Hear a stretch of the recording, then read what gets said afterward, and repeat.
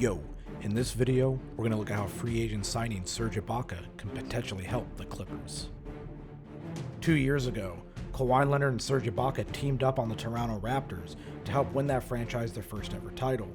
Ibaka has since come over to the Clippers this offseason, and their partnership, their chemistry, and their friendship might be the pathway for the Clippers to win a first ever title themselves, and we're going to look at it. These numbers come courtesy of B-Ball Index, and this is the overall archetype for Serge Ibaka. B grade in perimeter shooting and off-ball movement, B plus in finishing and roll gravity, and as we actually go on to see, he gets an A minus in interior defense, and we can see the player comps on the right overall from this 2019-20 season. This is the offensive profile for Serge Ibaka, and as we see, he compares very favorably with 2017-18 Channing Frye on the Cavs under Ty Lue, and 2015-16 Kelly Olynyk from the Celtics actually stand out as a type of offensive archetype that we can expect Serge Ibaka to be. As we can see, this is the top half-court offensive style comps for Serge Ibaka. He was primarily a spot-up and pick-and-roll roll man this past season, and two of the highest sim scores for him are himself from the 13-14 and 18-19 seasons.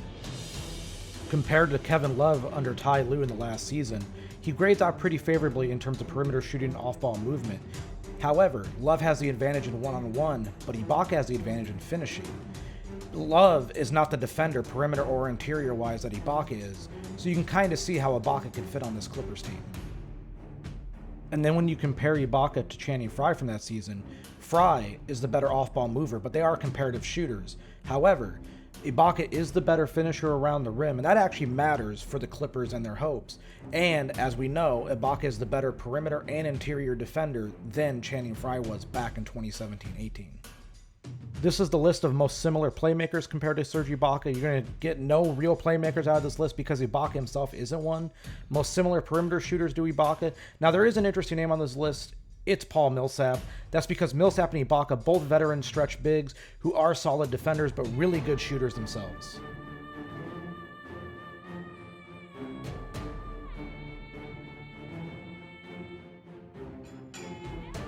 Ibaka and Kawhi Leonard have a good friendship and good chemistry on the floor, and this play and this sequence of plays that we're going to watch kind of, show that to everybody.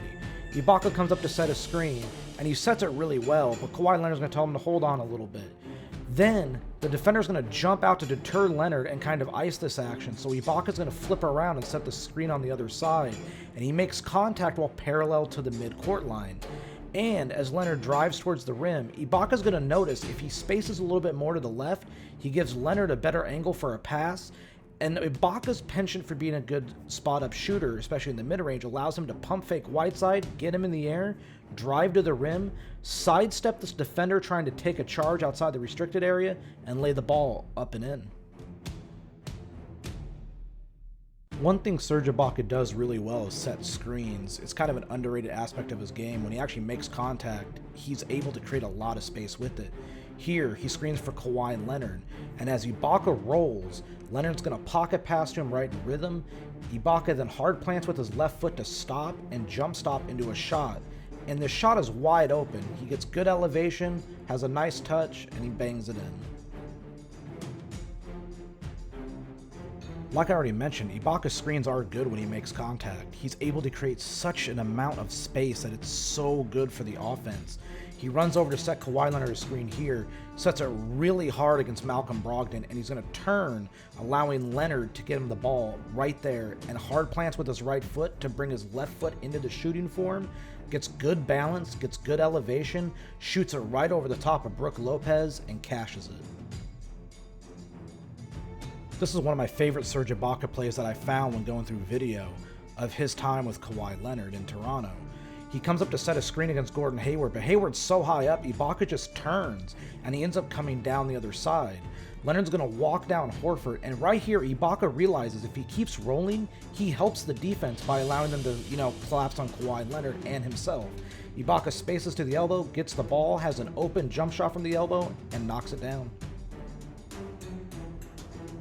This is really nice play design by the Toronto Raptors and even better awareness by Serge Ibaka as it happens. Begins with a handoff here between Siakam and Kawhi Leonard, and we're going to actually see Ibaka come across and set a screen against Robert Covington. There's the screen. It's a good screen. Ibaka's then going to roll as Leonard comes downhill. But right here, Ibaka realizes, like on the last play, he's helping Joel Embiid guard 2 people at one time. So he stops right at the elbow, gets in position, steps into a mid-range jumper, has a ton of space to himself, and he knocks it down. These are the types of smarts and things that Ibaka can do. I really can't rave enough about Serge Ibaka's smarts in the screen and roll game or screen and pop game. Like, it's just incredible to go over. Here he sets a screen, against the side of the defender. But as the defender goes up higher, Ibaka's going to reset the screen on the other side and begin a roll down towards the rim. Now, most guys will just sprint as hard as they can to get down into the lane. But here, watch Ibaka. As we see, he makes himself available. He doesn't roll hard. He makes himself available to give Kawhi Leonard a passing lane. He catches the ball, explodes, evades, and dunks.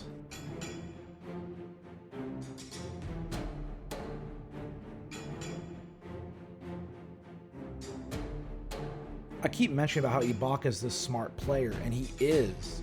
Toronto also helped him in a lot of capacities, especially as a spot-up pick-and-pop guy. But watch here. He sets a screen, and we're going to end up seeing the defender try to get over the top of the screen by trying to ice and force Anunoby the other way. In doing this, this helps Ibaka.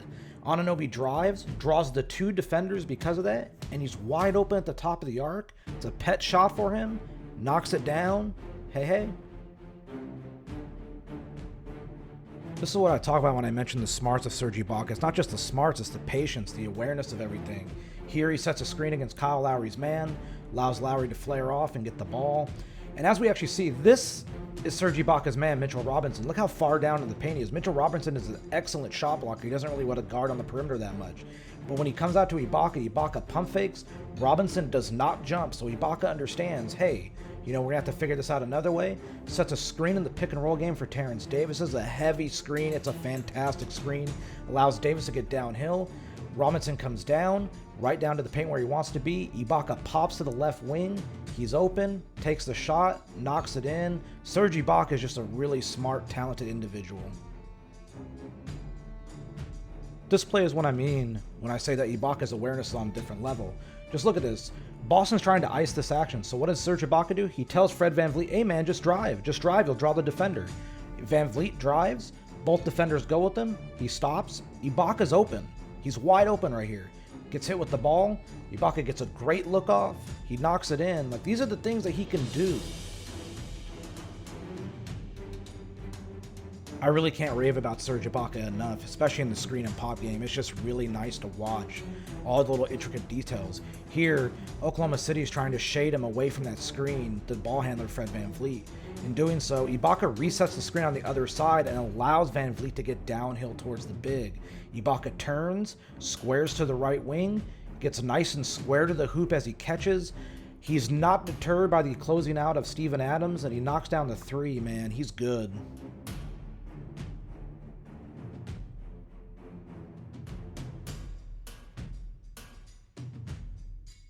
There's a downside to Serge Ibaka. It's perimeter defense. As we see here, 3 Fs and a C+. Didn't really play the perimeter defense that well. He contested 3s well, but didn't really get his hands into passing lanes. And his shot profile disruption wasn't great, and he got hunted in perimeter isolations quite a bit. He had tough times moving his feet. I figure I'll show you guys a play that he actually defended really well on the perimeter going to the rim. Here, a screen against VanVleet is going to end up forcing a switch where Ibaka gets onto Caris LeVert.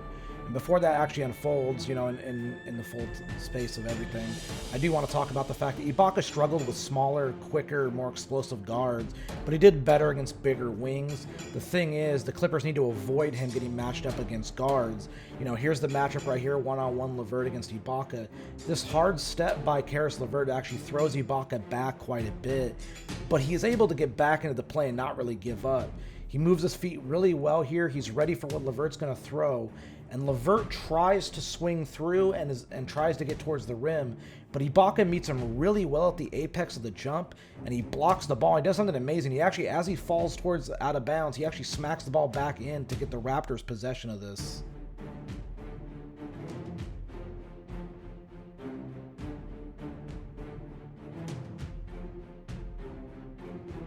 This is where Ibaka makes his money, rim defense. Great at rim deterrence, percentage of rim shots contested and rim contest per 75 possessions. He's able to block at an above average rate. He's not great on block rate on contest, but as long as you're able to deter shots, and his rim defensive field goal percentage against expected is really good. This is an elite rim protector. This is another play where the smarts of Serge Ibaka really show up. Rim defense is tough. Serge Ibaka has it in spades. Here, Anunoby gets turned because he's trying to deter the screen. Jaylen Brown reads this and goes downhill to try to beat him. Ibaka steps up to meet him. And as Jaylen Brown drives, just watch what Ibaka does. Brown shows him the ball, but Ibaka stays rooted to the floor. He doesn't get too jumpy. He stays upright and allows the help defense to get him to block this shot away and get a stop.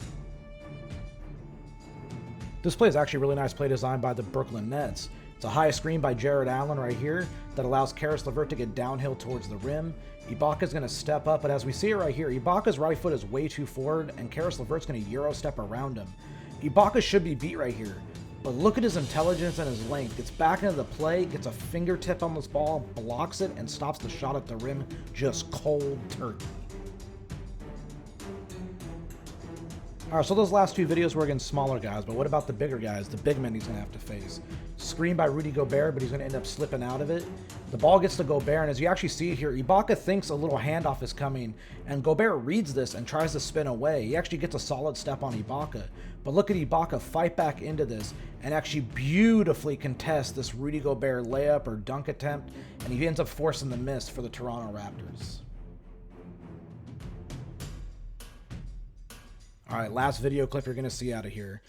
Serge Ibaka, rim defense, we've already talked about it. We've seen the video clips. Let's look at it one last time, this time against Jason Tatum. Nice screen here by Grant Williams is going to be able to allow Jason Tatum to get downhill, and Stanley Johnson isn't able to contain this, but Serge Ibaka is. Look at his positioning, look at him moving his feet. He's able to get to Jason Tatum and double hand block this and save the ball for Toronto. Serge Ibaka's rim help and rim deterrence are a big deal.